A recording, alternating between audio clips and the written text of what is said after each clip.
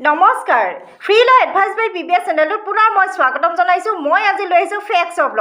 বন্ধুসকল, কেতিয়াবা বাৰু আপোনালোক গৈছে নেকি কাৰোবাৰ পথ অৱৰোধ কৰিবলৈ?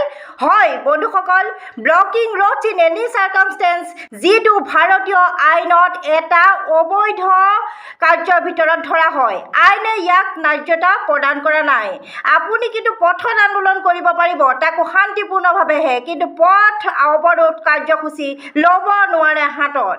কাৰোবাৰ ব্যক্তিগত পথেই হওক বা ৰাষ্ট্ৰীয় ঘাইপথেই হওক বা ৰেলপথেই হওক, কেতিয়াও আপুনি কৰিব নোৱাৰে পথ অৱৰোধ। ৰাষ্ট্ৰীয় ঘাইপথ আইন 1956ৰ ধাৰা 34 মতে যদি কোনোবাই তেনেকুৱা মালিকী স্বত্ব গ্ৰহণ কৰিছে বা ইচ্ছাকৃতভাৱে তেনেকুৱা কৰিছে, তেতিয়াহ'লে তেওঁ ভংগ কৰিছে আইন।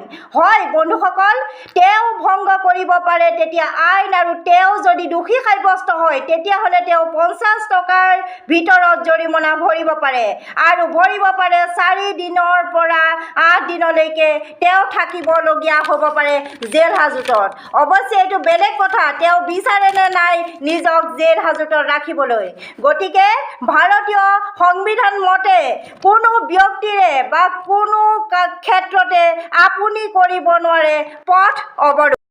হয় বন্ধুসকল, ভাৰতীয় ৰাষ্ট্ৰীয় ৰাজহুৱা সম্পত্তি ক্ষতি প্ৰতিৰোধ আইন 1984টো এই বিষয়ে সম্পূৰ্ণ দিয়া হৈছে। ধন্যবাদ।